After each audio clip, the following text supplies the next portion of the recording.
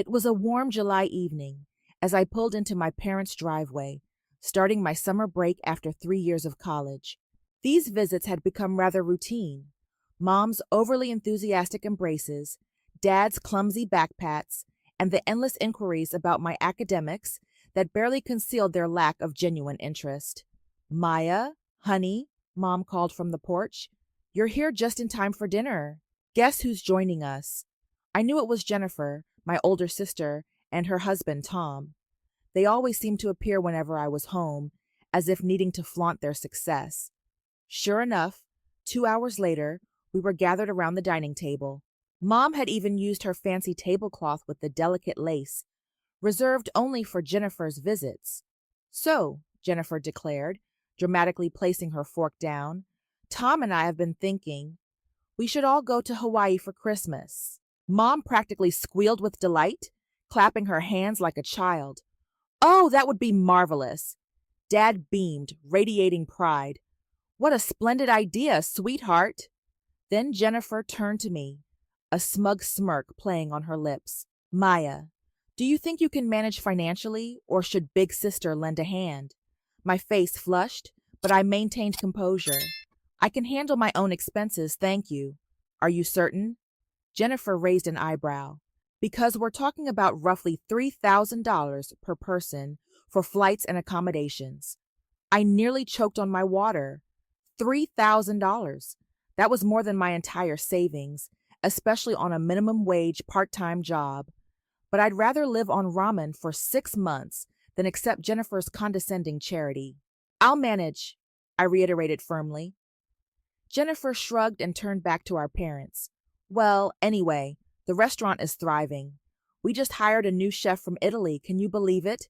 Authentic Italian cuisine right here in town." "You're so resourceful, dear," Mom gushed. "Maya, you should really learn a thing or two from your sister about business acumen." "Yes, Maya," Jennifer chimed in. "Maybe you could even work for me someday." Sitting there, watching my parents fawn over Jennifer's Hawaii trip, I felt like I was 10 years old again. Nothing had changed. Mom's eager nods, Dad's proud smile, and the pervasive feeling of being overlooked. Jennifer remained their golden child, just as she had always been. The 5-year age gap might as well have been 50, considering the disparity in how our parents perceived us. They never explicitly stated it, but their actions spoke volumes. Jennifer was the one they had faith in, the one destined for greatness. Remember when Jennifer won that school business competition in 10th grade? Dad would often reminisce.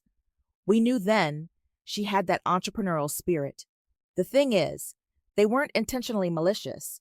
They never deliberately hurt me or belittled me. They simply forgot I existed sometimes, as if I were a mere extra in the Jennifer show.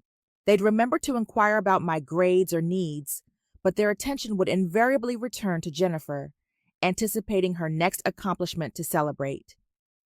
Thank goodness for Grandpa Joe. He lived in that large old house with the wraparound porch and the squeaky swing.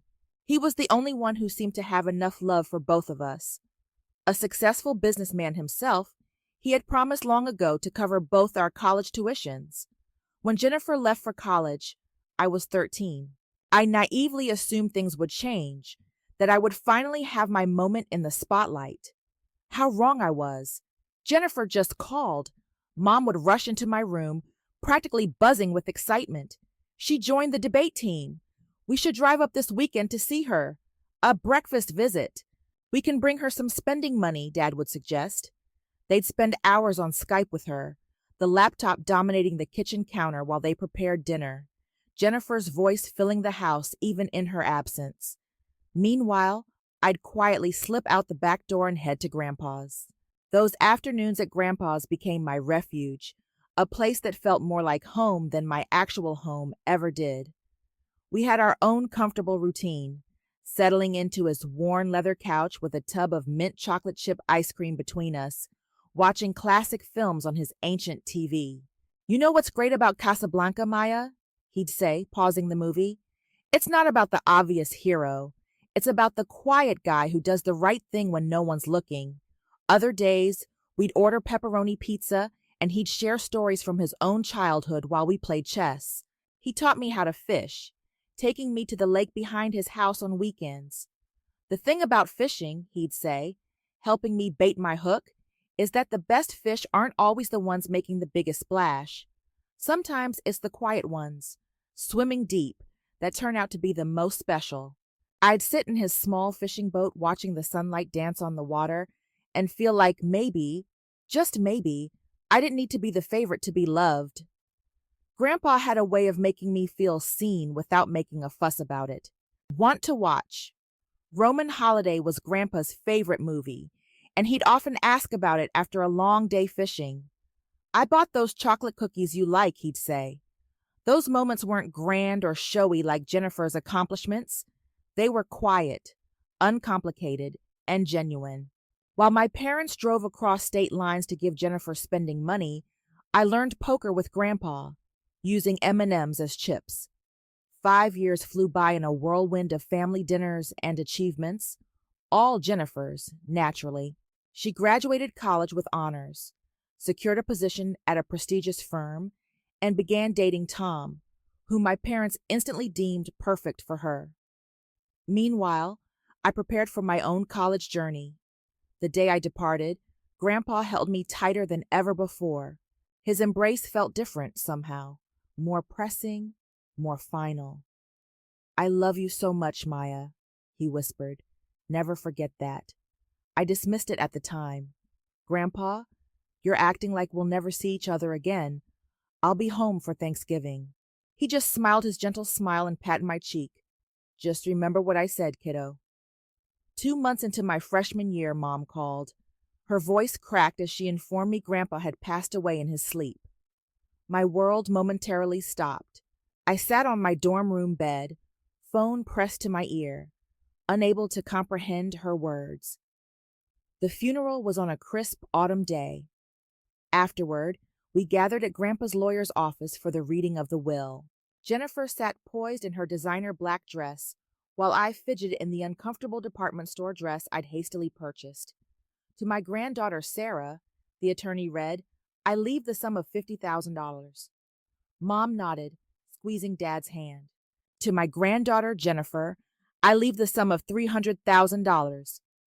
Jennifer beamed and immediately turned to Tom, who'd been by her side throughout the funeral. "Baby, we can have our dream wedding now and still have enough to open our restaurant." And to my granddaughter Maya, the lawyer continued, "I leave my house on Maple Street, including all its contents and the surrounding property." The room fell silent before Jennifer erupted in laughter. "Oh my God, Maya got the old house. That's hilarious."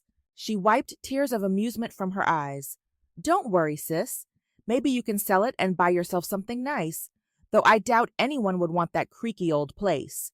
"Jenna," Mom chided half-heartedly, but she was already smiling at her elder daughter's aspirations. "We'll have the wedding in the spring," Jennifer announced, completely hijacking the somber occasion. "Tom and I already have the perfect business plan for an authentic Italian restaurant. This is exactly the seed money we needed." True to her word, Jennifer immersed herself in wedding planning. It was a lavish affair. White doves, ice sculptures, a 5-tier cake, and what felt like half the town in attendance. I stood beside her in a bridesmaid dress she'd chosen, watching her marry Tom in what Mom called the social event of the year. Before their honeymoon tan faded, Jennifer and Tom opened their restaurant, Bellissima. Beautiful life. The local newspaper featured them, praising the young entrepreneurs for introducing authentic Italian cuisine to our small town. Mom and Dad framed the article and proudly displayed it in their living room. Meanwhile, I grappled with what to do with my inheritance. The property taxes were substantial, and maintaining that large old house wouldn't be cheap. After crunching the numbers one weekend, I thought I'd found a solution. At the next family dinner, I decided to broach the subject. "I've been thinking about the house," I said, trying to sound confident as I played with my green beans. "Since I'm at college most of the year, I could rent it out. That would help cover the taxes and upkeep. The ensuing silence made me look up. Mom and Jennifer exchanged one of their knowing glances, the kind that always spelled trouble for me.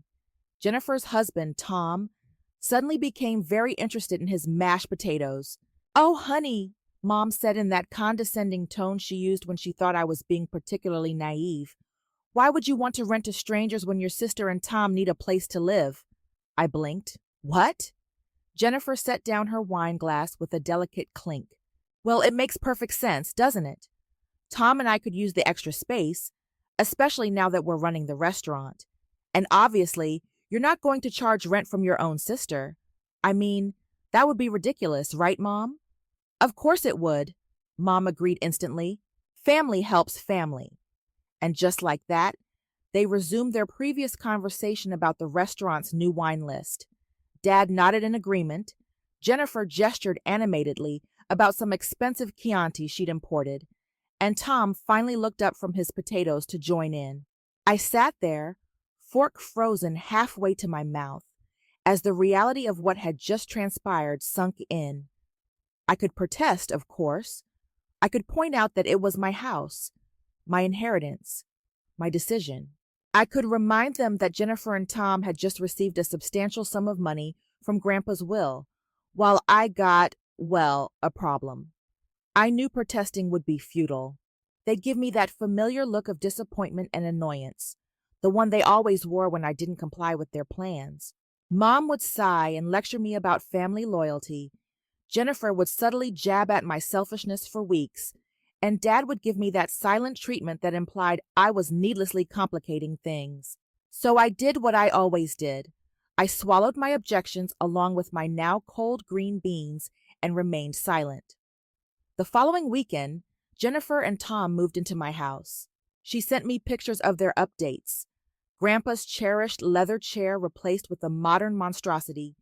His beloved fishing photos removed to make way for framed restaurant reviews. While I crammed for midterms in my cramped dorm room, my sister and her husband lived rent-free in my house. Each time I returned home for breaks, I had to ask permission to visit what was legally mine. Fast forward to the present. After that summer dinner, I immersed myself in work with renewed determination. Between morning shifts at the campus cafe and evening hours at the library, I barely had time to breathe. But each time I felt like giving up, I'd envision Hawaii and force myself to pick up an extra shift. When Jennifer called in late November, I had the money ready, $33,000, almost every penny I'd earned over the past few months. "Send it today," she instructed. "I need to finalize the bookings." I transferred the money instantly, my hands trembling with excitement as I clicked send on the banking app. That weekend, I splurged on a new swimsuit, nothing extravagant, just a simple blue one-piece on sale. My friend Lisa lent me her good suitcase, the one with functional wheels. December 23rd arrived, crisp and cold.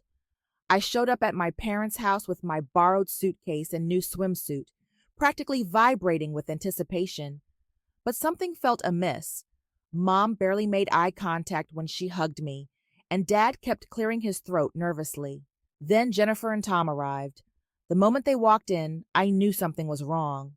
Jennifer wore that expression, the same one she'd had when she informed me she'd be living in my house rent-free. Mom and Jennifer exchanged knowing glances that made my stomach churn. We sat down to dinner, and for a few minutes, only the clinking of forks against plates filled the silence. Then Jennifer set down her wine glass and cleared her throat. "We need to discuss something," she announced. "The restaurant, well, we've hit a rough patch. The numbers aren't what we projected." Mom reached over and squeezed her hand supportively. I just knew what was coming. "We've had to make some tough decisions," Jennifer continued, her voice dripping with false regret. "We've had to cut some expenses, including our contribution to the Hawaii trip budget." My fork stopped midway to my mouth. "But I already paid my share," I stammered. "Yes, well," Jennifer smiled that condescending smile I knew so well, "that money will help cover the rest of our expenses. We couldn't possibly cancel on everyone.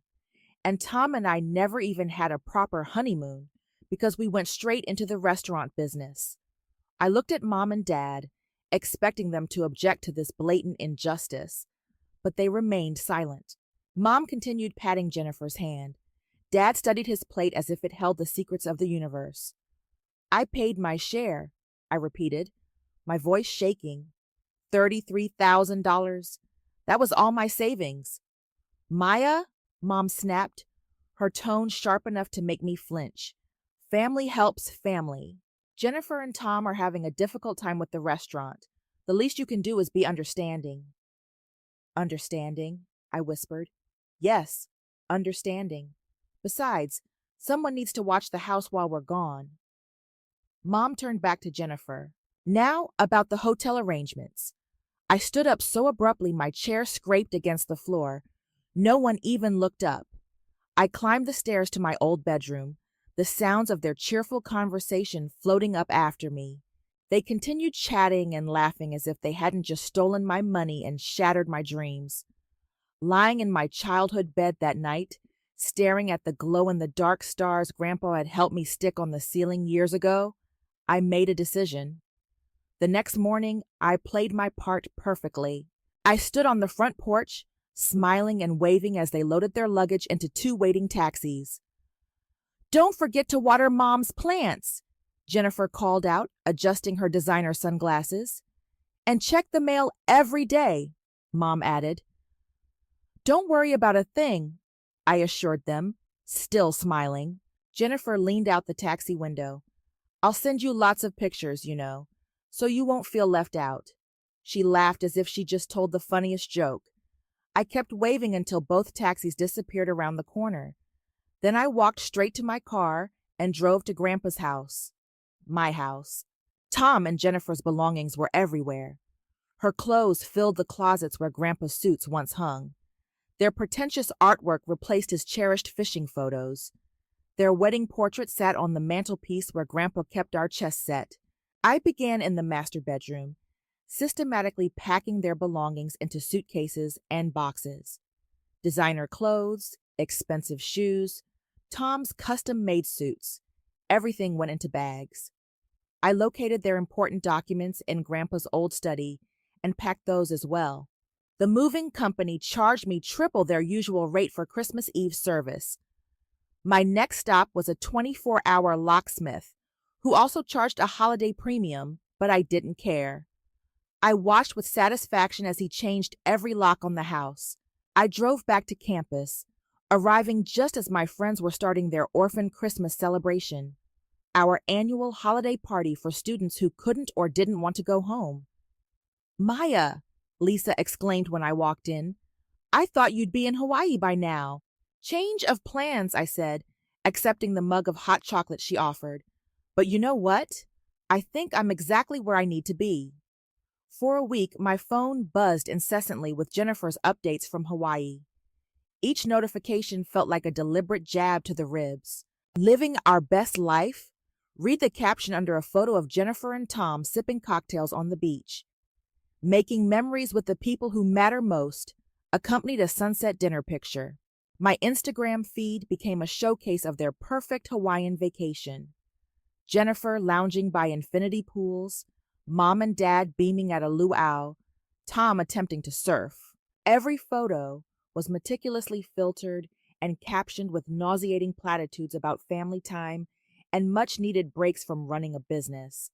The worst was her post about knowing when to step back from work and enjoy life, featuring a photo of them all raising champagne glasses at a New Year's Eve party, paid for with my savings. Then, early on New Year's Day, my phone exploded.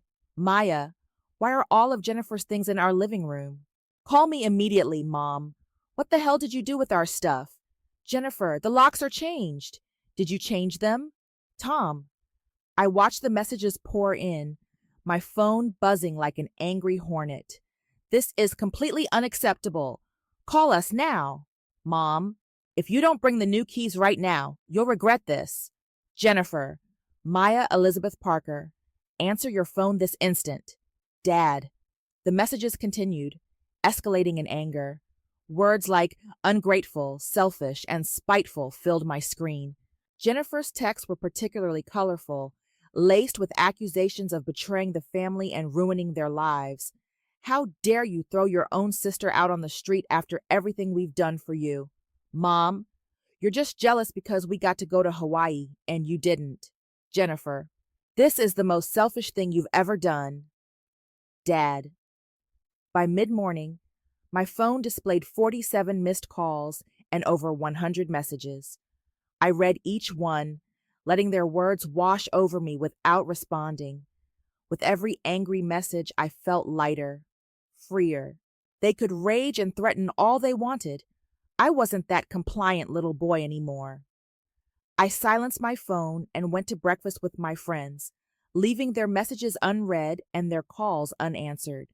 For the first time in my life, I didn't feel obligated to explain or justify myself to them. By evening, my phone showed over 200 missed calls. The constant buzzing had become white noise. But when Mom's name flashed across my screen for the 201st time, I finally answered. How dare you? Mom's voice exploded through the speaker before I could even speak. Do you have any idea what you've put your sister through? Dad's voice joined in from another extension. This behavior is completely unacceptable. I sat cross-legged on my dorm room bed, surprisingly calm. Is it? Like taking my $33,000 and going to Hawaii without me was acceptable? That was different, Mom sputtered. The restaurant, no, I interrupted, my voice steady. Let me talk for once in my life. Just let me talk. Amazingly, they fell silent. You took my money.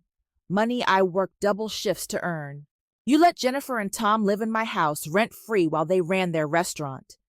You've always treated me like I was nothing compared to Jennifer. Always. That's not, Dad started. Remember my high school graduation? You left early because Jennifer called about a job interview. My college acceptance letter? You barely looked at it because Jennifer had just started dating Tom. Every achievement, every milestone in my life has been overshadowed by Jennifer's latest whatever.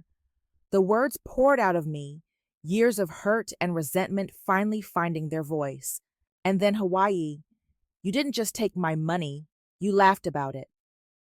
Jennifer sent me mocking photos. Do you have any idea how that felt? To know my own family could be so cruel? The silence on the other end stretched out. Finally, Mom spoke. Her voice softer but still defensive. Maya, you have to understand. Jennifer and Tom are really struggling with the restaurant. They need help. And I needed parents who cared about me as much as they cared about Jennifer. I needed a sister who didn't treat me like a doormat. I needed a family who saw me as more than just Jennifer's backup plan. But where will they live? Mom's voice cracked. They can live with you, just like they are now. Or they can rent an apartment like normal adults. My house isn't their safety net anymore. And starting next month, I'm renting it out to actual paying tenants. You can't, Mom began. I can, and I will. I've already spoken to a property management company. The lease is being drawn up. I hung up before they could respond. 30 minutes later, my phone lit up with messages from Jennifer. You vindictive witch. Read the first one. You've ruined everything. I hope you're happy now that you've destroyed our lives. Each message was more vicious than the last, a stream of vitriol that would have devastated me a year ago. Now, I simply turned off my phone and went to sleep. That was a year ago. I'm in my senior year now, and I haven't spoken to any of them since. Through the family grapevine, I hear snippets of information. The restaurant finally went under. Jennifer and Tom are still living with our parents, supposedly regrouping before their next venture. Meanwhile, the property management company I hired found excellent tenants for Grandpa's house. The rent covers the taxes with enough left over to build a decent savings account. I'm careful with the money. I think Grandpa would be proud of that. Sometimes, usually late at night when I can't sleep, I wonder if we'll ever reconcile. If Mom will ever understand why I did what I did. If Jennifer will ever see me as an equal rather than a convenience. If Dad will ever stand up for me the way he always stood up for her. But then I remember that day in Hawaii when they were all drinking champagne with my money, and I realized something. I don't need their understanding anymore. I don't need their approval, their love, or their acceptance. What I need, what I finally have, is my self respect.